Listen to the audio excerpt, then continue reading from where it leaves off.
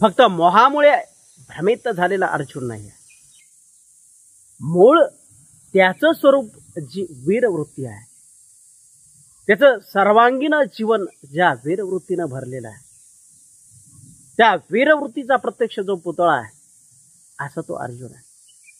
वीरवृत्ती त्या अर्जुनाशी विवाह करून एकनिष्ठ झालेली आहे, एकरूप झालेली आहे.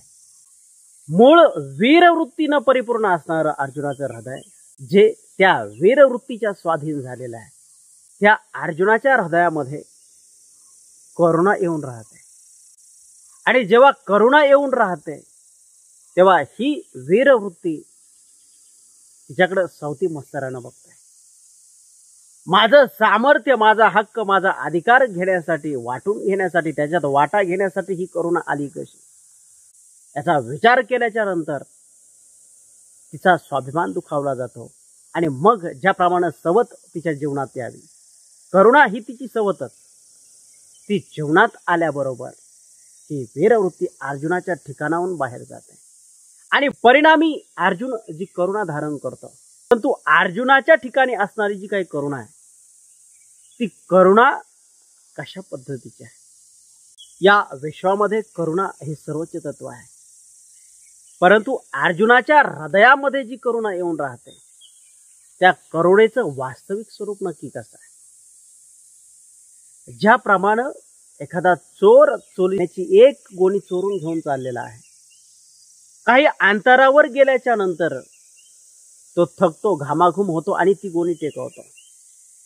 त्याची ती अवस्था बघून तो चोर आहे की त्या धान्याचा मूळ मालक आहे, याचा विचार न करणारा त्रयस्थ व्यक्ती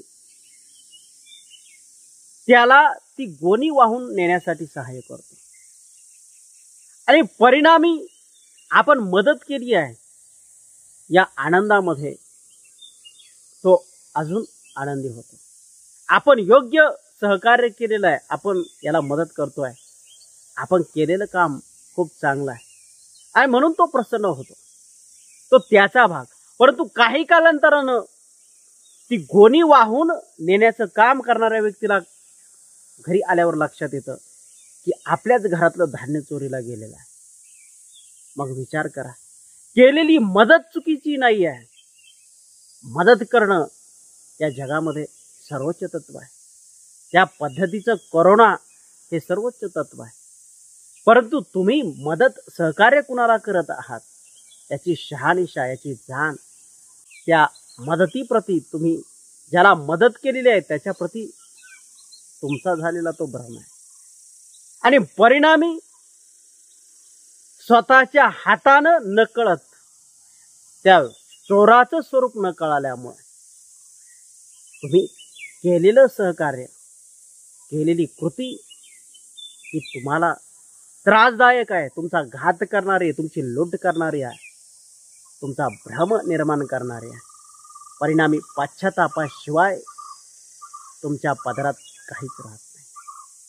अशा पद्धतीचं जीवन अर्जुनाच्या करुणेचं आहे आणि त्याच्या हृदयाचा ठिकाणा ती करुणा घेते. तेव्हा जी नसणारी करुणा, त्या करुणेप्रती आकर्षित नसणारं ते हृदय वीरवृत्तीची जागा घेतं.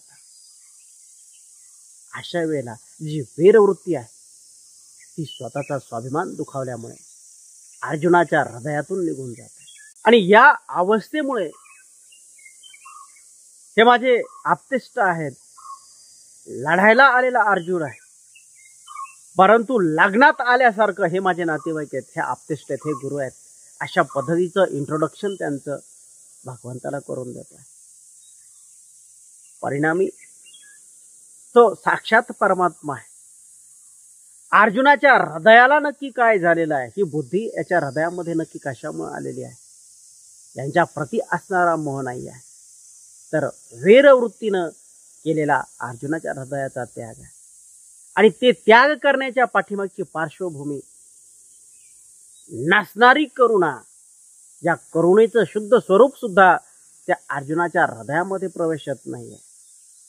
तेव्हा ही करुणा इतक्या प्रमाणामध्ये या अर्जुनाला घातक ठरणार आहे हे भगवान परमात्मा जाणतात. रामकृष्ण.